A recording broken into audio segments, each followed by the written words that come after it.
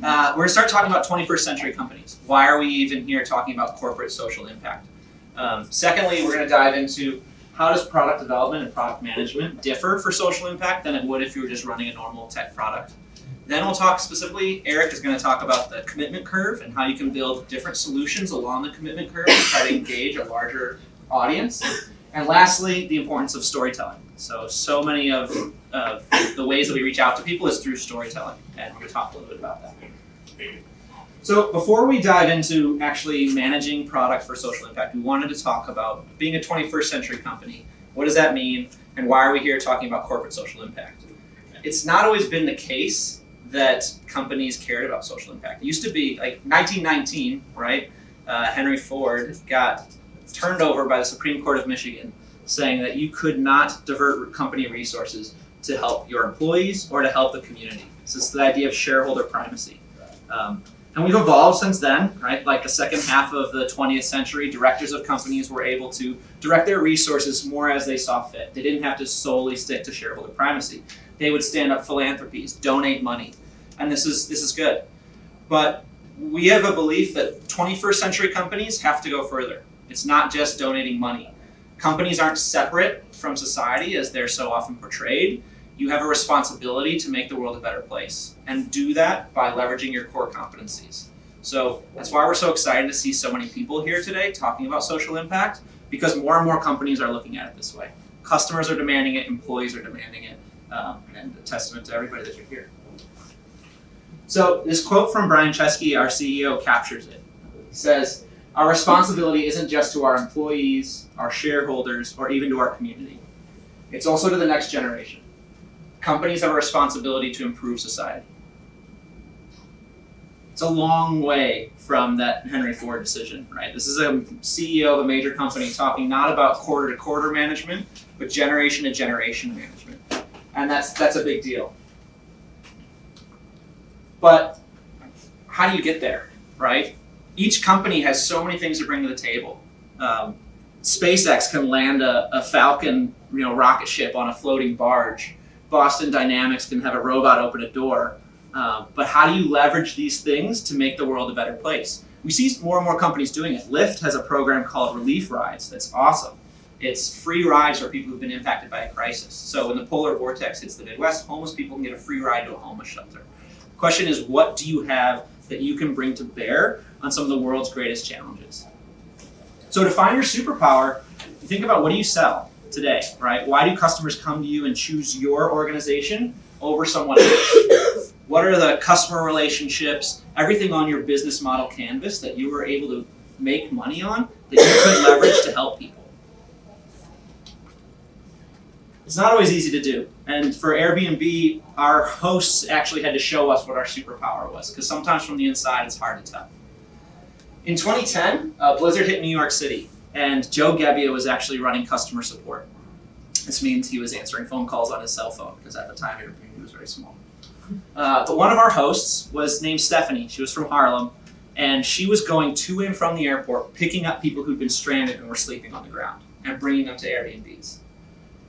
This spontaneous generosity of hosts would come up again and again and again. In 2011, Hurricane Irene hit the East Coast, and in 2012, when Hurricane Sandy hit New York City. One of our hosts was named Shell. Shell is now famous on our team because she started Open Homes for us. She reached out, people had been displaced in New York, and she wanted to host people at her Airbnb for free.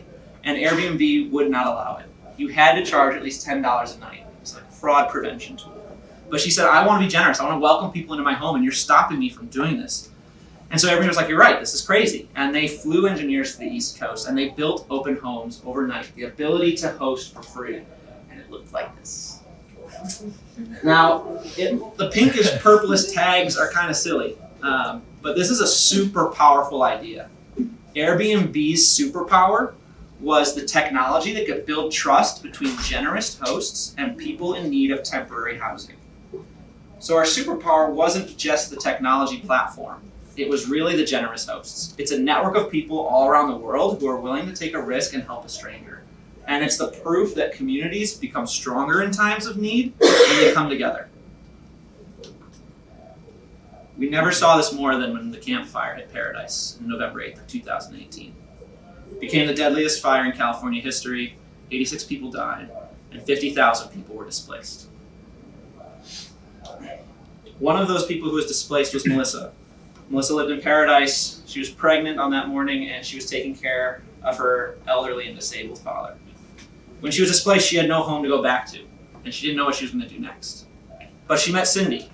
Cindy heard about open homes through a local fire department, and she decided to sign up and open her home. Not only did she take in Melissa and her family, she went to the hospital when Melissa's baby was born, and she ended up hiring her to work for her small job. This is the power of bringing people together and the generosity that people have for one another if you can introduce them and form these bonds of trust. Disaster response and recovery. But we thought, okay, we've got technology, we've got a network of generous hosts. Who else can we help? So flash forward today, and we have 3 areas that we support: disaster response and recovery, refugees and asylum seekers, and people who have to travel either for medical treatment or for respite. To date, our hosts have opened their homes to 35,000 guests, and we aim to have housed 100,000 people in the next few years. So we had our superpower, right? We had technology platform, and we had a network of generous hosts. And the question is then, what do we do with it? How do you build this product out? How do we do product for social impact? So now we're going to talk a little bit more about how we develop product for social impact, specifically open homes.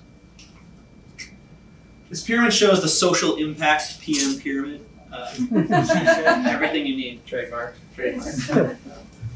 The foundation is product management fundamentals. There's not a lot that's different fundamentally. Your job is to tackle big problems, help your team be effective, and measure your way to success. But there's a heightened focus when you're dealing with people who are in distress and possibly danger on understanding your user context and respecting the dignity of the people who you're working with. And if you do all this right, impact is your profit.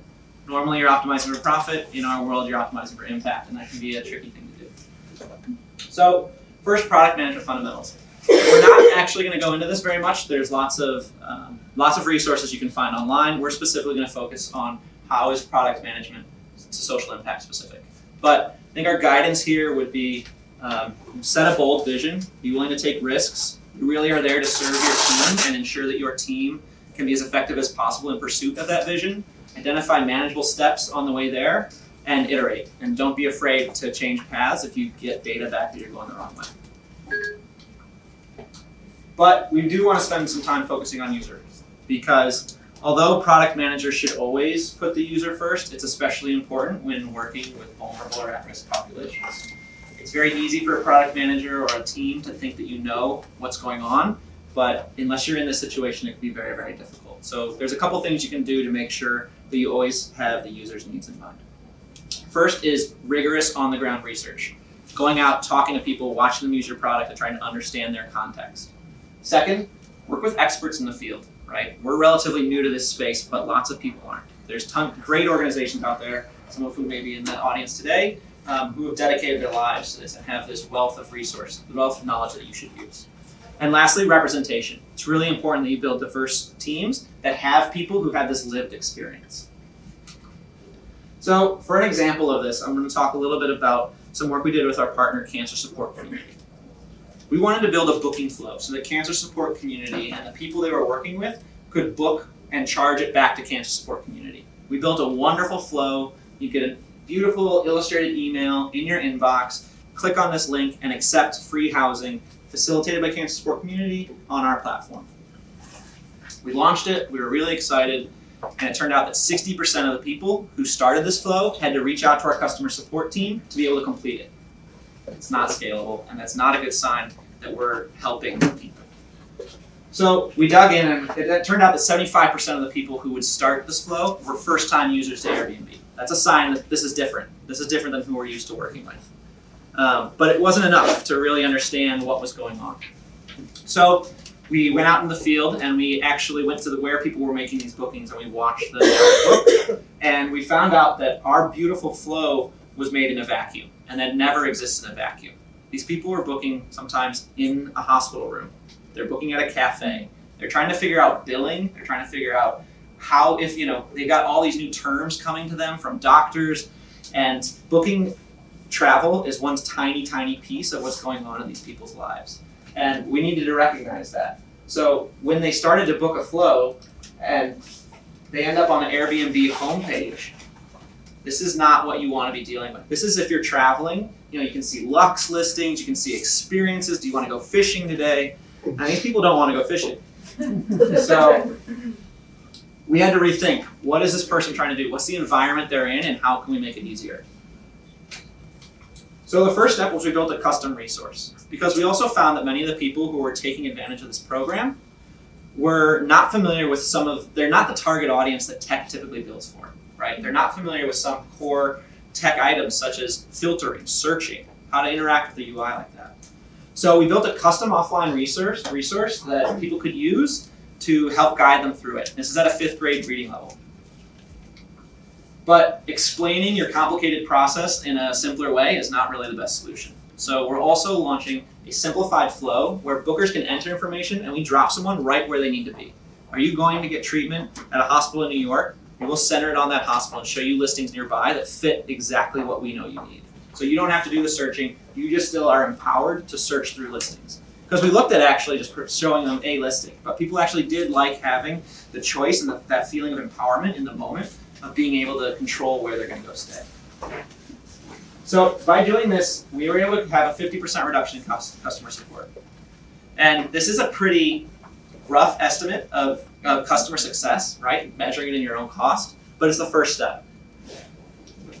We were able to do this because we worked with Cancer Support Community and we work with these partners. In every single space we enter, we work with partners who are in the field. And they have all the expertise of how to operate there. And the last piece we wanted to mention was representation. So this is an area of improvement for our team. We are half technologists and half people who have either worked in this space, come from this space, or have a lived experience. But we're trying to drive it at all levels of leadership. And it's going to continue to be a focus and something that we espouse as well for other people. If you do this right, impact is your profit. Right? As a product manager, a big part of your job is setting metrics, measuring how are you doing, but this can lead you in the wrong direction. Right? If you're optimizing for quantity, that's very dangerous in the social impact space. For us, measuring quantity would be how many people have we housed. And that could be good, or that could be bad. Are you optimizing for short-term stays with lots of people? Are you sure that your housing intervention is actually helpful? So it can be very, very difficult to measure these things, but we've decided to focus on 3 aspects in our theory of change. When you have a theory of change, you're saying that you are going to have an intervention, and what are the myriad of outcomes that you predict will happen. And sometimes these things can take years and years to measure, such as reduction of generational poverty. For open homes, we're focused on psychosocial well-being, so reduction of stress. And when you're in a dangerous situation, how can we avoid re-traumatizing you by putting you in a shelter? Give you a safe space to collect yourself and your family and plan what's coming next. Financial relief. This is actually one of the easier ones to measure. In the short term, how much money did we save you? In the long term, how does financial help at a certain point in time help your family avoid going into debt? Mm-hmm. These ripple effects can be large. And lastly, it wouldn't be Airbnb if we didn't talk about belonging. The fact that there's a host there, the fact that the community is coming to help you in a time where you feel like everything is against you can be very, very powerful. Measuring these things can be difficult, but when you do and you start thinking about impact and prioritizing impact, it helps you steer your product in the right direction. So even though it's difficult, it's very important that you don't get lost in the numbers. That 100,000 goal, Eric's going to talk later about storytelling. The 100,000 goal is big, right? We use that to motivate ourselves, but you should never be sacrificing for the number and lose sight of why you're actually doing it. Outcomes over outputs, right? If you're a micro lending company, outputs would be how much money has been donated. If you're focusing on outcomes, it's how many people have you lifted out of poverty. So we're just starting down this path. You have to measure it and try to figure out, a big area for this is inclusion, right? Maybe we're helping a certain population. It's a big area for us because we have an app-based solution, right? Are we just helping young people who already have an app and know how to do this? Or are we able to really get these benefits to everyone who needs them? So I wanted to talk a little bit about the concept of a commitment curve and actually building out a kind of a portfolio of options or ways for people to get involved in your cause area. So in order to talk about this, I wanted to rewind a little bit to our origin story where Shell opened her place for somebody for free.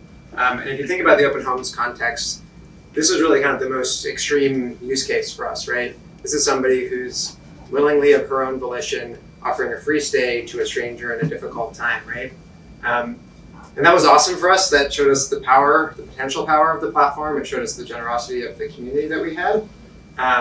But as we kind of dug into the platform and started looking to scale the platform, we realized that not everybody is Shell and not everybody is necessarily able or willing to kind of make that big of a commitment off the bat. There's hosts who host and actually need that money to pay their mortgage or for other important expenses. There are people that might want to support these cause areas that aren't hosts but are part of the Airbnb community or even not part of the Airbnb community. So as we thought about this a bit more, well, one other thing we realized though is that when people did get involved in this, it oftentimes reported kind of a very transformational experience for them. So once they did get involved, not only did they provide like a great impact to somebody else, but oftentimes kind of reported their own personal, perspective changed or their own personal perspective shifted. So we started to dig in and think about how can we help, get people over this hurdle of participating in the program in some way or the other. And so, So what became clear was that we could reach quite a bit more people if we actually found ways to meet them kind of where they are and get them involved in the program and hopefully kind of get them more involved over time. And so out of this, we kind of began to look at the concept of at least what we call a commitment curve. So I'll talk through how we think about our Open Homes commitment curve. I think you could apply this exercise to any kind of product or program. So at the peak for us, like I mentioned, is hosting for free. So there are people out there like Shell who are really altruistic, really passionate, and really willing to go above and beyond and just offer an entirely free stay.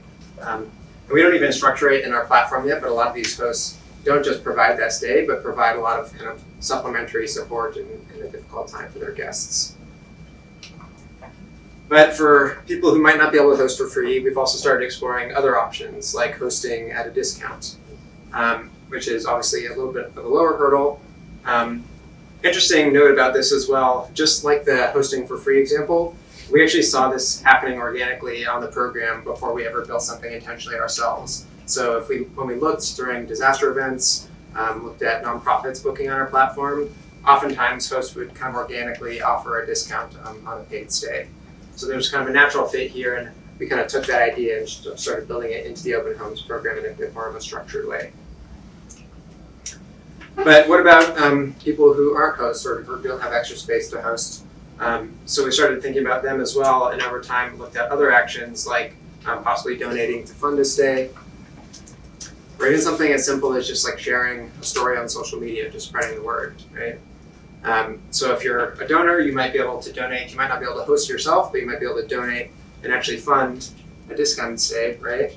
And even if you can't, spare the extra money, at least you can help spread awareness or spread the word. So, building out this kind of portfolio of ways for people to get involved really kind of opened up the space of people that could get involved in our program for us. It went from, city A, city B, city C, basically cities where open homes needed hosts and needed, stays to be happening, to pretty much anyone in the world. Anybody in the world can donate, can share, can take some kind of action. So basically anybody in the world that was interested in supporting somebody in our 3 program areas could find some way to get involved, right? Creating these different ways to get involved though does add some complexity and kind of raises new questions. In our case, having multiple ways to get involved led us to start thinking about, what is the right ask to make at the right moment for a given person, right? And so looking through the example of open homes, oftentimes for us, it depends a lot on the specific person. Are they a host right now, or are they likely to be a host? And also their context, for example, what is their location? So if somebody isn't a host, or we think maybe it's not likely to be a host, maybe we just lead with a donating action up front, right? Even if they are a host, oftentimes we have to ask other questions, right? Like, are they in a location where we actually have need for open home stays, right? Are they in a location where there's an active disaster event, or in the case of medical, are they in a market where there's a major medical facility? So if those things are true, great, we can help get them involved as a host, but if not, there might be other actions that are more appropriate to present to them. And so ultimately, building out these different ways of people getting involved kind of expands our way, or I guess you could say expands the overall impact of the program. Each additional action that a person takes, whether it's hosting for free or even something simple like sharing, expands our reach, expands the number of people we can help, and overall expands the impact of the program. That's kind of I would say the surface level value of this is just you can get more people involved, you can have more impact. But there's another kind of positive of this that we think, and this is really, I would call it more of a hypothesis for us right now. I don't think we've fully proven this out, but we have seen a lot of evidence to suggest it, which is that if we can get people involved and kind of meet them where they are, bring them in, help them understand the program, build empathy for the people that the program is serving, hopefully over time we can actually move them up this commitment curve. So hosting for free, which might have once seemed very scary, very kind of intimidating for a host, once you've hosted for a discount and had a positive experience, maybe had kind of a perspective altering experience, you might come back and look at that and say, oh wow, that seems so easy and natural for me to do now. Or even if you're just a donor and have seen the impact that a welcoming stay can have in a trying time, that might compel you to look into other ways that you can get involved. So we're still proving this out. This is something I'd say we're just in the process of adding all these actions, but I think we've seen a lot of kind of anecdotal and qualitative evidence that this will be the case over time. Cool. So this brings us to our last section, storytelling for impact. So in the last section, we discussed a lot about just within the social impact context how you're often making requests of people with a non-monetary incentive. You're just asking people to do something out of like the good of their heart, basically. And so when the exchange of money isn't involved, or even if it is involved, if it's not the primary kind of motive, it wasn't like a primary profit motive, what we found is that we needed very kind of different tools to inspire action or get people to get involved. And so one of those tools, or one of those tools for that is finding ways to communicate our impact. So coming back to these impact concepts that Scott was talking about, a lot of these are kind of fuzzy concepts. They're not super easy to quantify, and they deal with kind of very human, emotional concepts, right? Like psychosocial well-being. Even something like financial relief at the end of the day might not be about the specific number of dollars you save somebody, but might be about a longer-term impact, like preventing them from entering a cycle of debt that ultimately has kind of longer-term impacts on their well-being. So to communicate, these concepts, I wanted to talk a little bit about the power of small numbers. So this is not a small number, and I think oftentimes, especially in the tech sector, we like to talk a lot about big numbers, about scale. Clearly, we're no exception to that. We were just talking about how we aspire to house 100,000 people. And these numbers are great. There's a time and place for them, and a context for them, and they appeal to that rational part of your brain, right? It's like, oh, that makes a lot of sense. Wow, a lot of impact. But if we're looking to appeal to people on the emotional side, I think we also have to talk about small numbers. This is a small number, 1, or a big small number. It's large on the screen here. So let's pause for a second. Let's take a second to think back to, for example, that story, that video that Scott showed of the people affected by the earthquake in Mexico, right? I want you to take a second to reflect and think about, how you felt while you watched that story, right? And how meaningful that was for them, that somebody opened their home to them in their time of need. Okay, now another big number to throw out there, 100. Let's say, for a second, hypothetical exercise, I tell you all that 100 stays like that happened during that event in Mexico. That's great. You might feel better with that new piece of information. Do you feel 100 times better? Right? I think the reality is probably no, right? And the reality is that, there's a limit to our capacity to feel an emotional response, right? It doesn't just scale linearly with big numbers. And so even though you might rationally understand that there's a lot more to be excited about and happy about when you see that number 100, emotionally you don't necessarily feel that much of a difference. So this, we believe, is when telling a really compelling story about a small number of people can have a really big impact, especially emotionally on people. Earlier, Scott was talking about superpowers and kind of identifying your superpowers.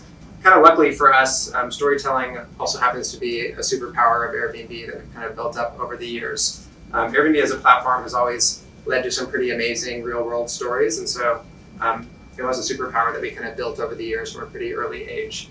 And because of that, it's been one that we've started to leverage a lot within this context. So in the case of medical and refugee, basically all of our guests come through partners, right? And so actually a lot of these people go through very rigorous vetting in the first place. So for example, a refugee resettling to the US goes through a ton of very rigorous background checks before we even let them in the country. So it varies from program area to program area, but a lot of the times we actually depend on our partners to help do that vetting of need or upfront vetting. Yeah. So we're kind of getting into Q&A, which is timely because I was just about to wrap up anyway and open it up for Q&A. But just wanted to summarize real quick, what we chatted about as a refresher before Q&A. So we chatted a little bit about the role of companies in the 21st century, how we believe that is changing, and how companies have to think much more about the impact you're having on society, not just on your shareholders, for example. We talked a little bit about product for social impacts. In that context, impact is your profit, right? If you're making the analogy to business, and how deeply important it is, in particular, to understand your users, because oftentimes you're that much farther away from their personal experience. Talked about the concept of a commitment curve and really building out a portfolio of options or ways for people to support your cause. And then lastly, talked a little bit about the power of storytelling to communicate impact and to inspire people to action.